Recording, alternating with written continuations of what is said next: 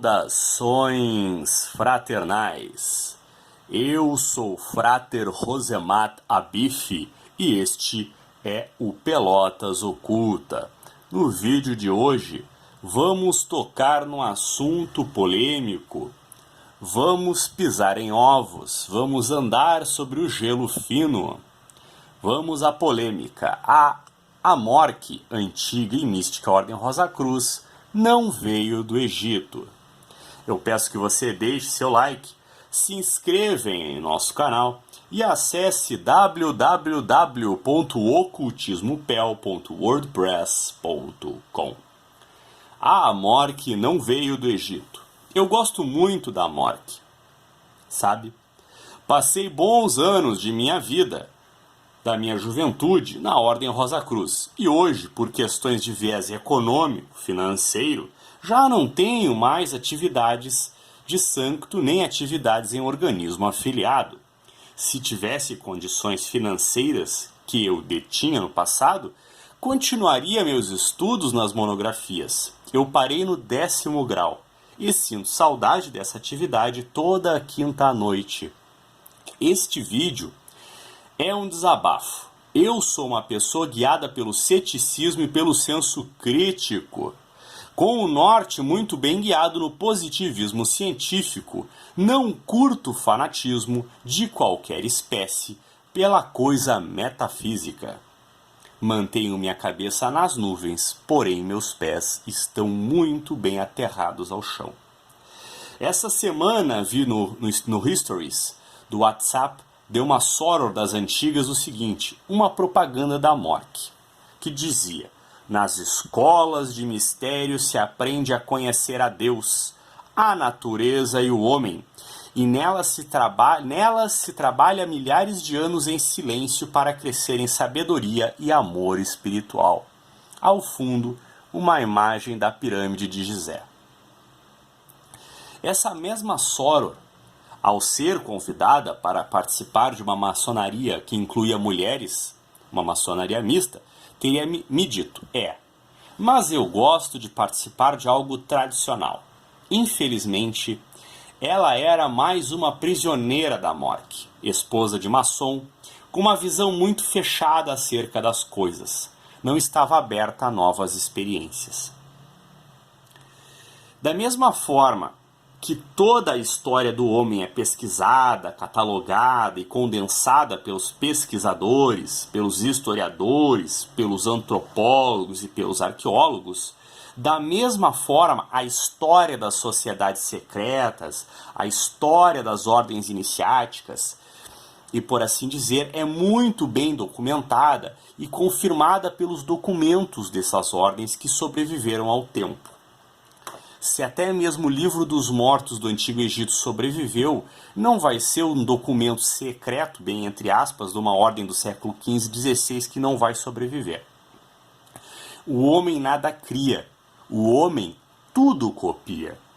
A história da Rosa Cruz não começa no Egito, mas sim nos manifestos da Alemanha, onde um grupo secreto de pessoas estaria fazendo publicidade de sua existência. Para muitos, até hoje esses panfletos não são nada mais, nada menos do que uma grande pegadinha, um deboche medieval. Mas a ideia de Rosa Cruz ficou na mentalidade das pessoas da época, dos alquimistas e dos hermetistas. Existe toda uma cronologia facilmente verificada na internet e em livros sobre essas ordens ditas Rosa Cruzes. Olha, eu, pessoalmente, recomendo uma olhada nos escritos do maçom Kenio Ismail. A Amorque em si foi muito influenciada por algumas coisas. Primeiro, ela foi influenciada pela egiptomania, que fervilhou com a descoberta da tumba de Tutankhamon, que se chamava Tutankhaton, que era o filho de Akhenaton e Nefertiti. Olha que interessante, Akhenaton é um pilar da Rosa Cruz. Na Amorque, ele chega a ser mais importante que o lendário personagem Christian Rosenkreuz.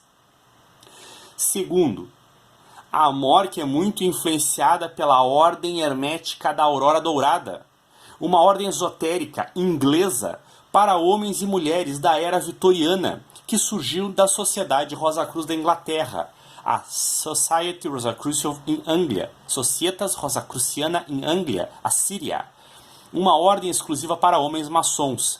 Quem criou o símbolo da Rosa Cruz Hermética foi a Golden Dawn, a Aurora Dourada. Olha que interessante. A ordem interna da Aurora Dourada era uma ordem VIP, exclusiva para elite intelectual e espiritual. E essa ordem era chamada de Ordem da Cruz Dourada e da Rosa Vermelha, que é basicamente o símbolo da morte. A coisa funciona mais ou menos assim nesse meio. Quando uma ordem fecha, ou vai à falência, outra surge. Muito embora ainda existam algumas ordens que, por preconceito ou racismo, não expandiram para países latinos, que não é o caso da MORC, que se faz presente em países africanos, da América do Sul, etc. e etc. Antes da Golden Dawn, existiu a Realskreuz e a Ordem da Rosa Cruz de Ouro. Existem diversas ordens Rosacruzes, além destas, mas a Amorque tomou para si a influência da impessoalidade de Deus que a maçonaria possui.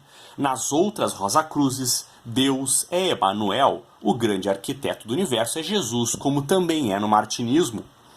Muitos, por vaidade, arrogância ou estupidez, seguem criando um elo transcendental entre a ordem que participam e mestres do passado, como Pitágoras e Akhenaton, e até mesmo os essênios, uma linhagem que reencarna, mas não é bem assim. Essa influência do Egito também tem muito da questão de Sócrates, Aristóteles e Platão, Jesus e Moisés, terem uma passagem pelo Egito, tornando assim o Egito uma terra misteriosa, etc. e tal. O próprio místico Cagliostro se valia do Egito para criar os ritos egípcios maçônicos na Itália, que é o rito de Mênfis ou o rito de Mizraim, por exemplo, são ritos que têm uma conotação de envolvimento com o Egito, já que o Egito tem um deus chamado Ptah, que é um deus arquiteto do universo. Porém, quando estudamos os ritos egípcios e a cultura egípcia em loco, percebemos muitos equívocos dos mais variados. Não irei me aprofundar neles. A questão aqui não é essa. O que eu quero mesmo é falar sobre o fanatismo. O fanatismo de achar que a sua ordem é melhor que todas as outras, de desprezar outras vivências iniciáticas e desrespeitar essas ordens, se fechar nas suas verdades absolutas, ser um carola, uma ovelha. Enfim, quem toma para si tudo o que lhe falam e escreve como verdade absoluta é um tolo, e um tolo não pode ser iniciado.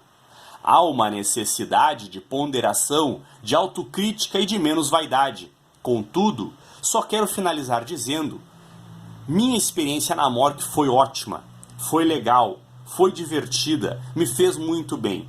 Eu acho que a ordem tem problemas com relação a custos e a administração de seus organismos afiliados, mas eu recomendo conhecer e participar dela, sempre mantendo o senso crítico e exigindo respeito por parte dos outros. Veja bem, não estou virando o coxo, não estou cuspindo no prato que comi. Se tivesse condições, voltaria à morte e terminaria o que comecei. Não é o momento, mas não poupo críticas a nenhuma instituição. Não acredito que nenhuma instituição seja intocável. É o bom e velho pegue, mas não se apegue. Esse foi o vídeo de hoje. Espero que tenham gostado. Peço perdão se ofendi alguém, não é objetivo. E lhes desejo uma boa semana e até o próximo vídeo.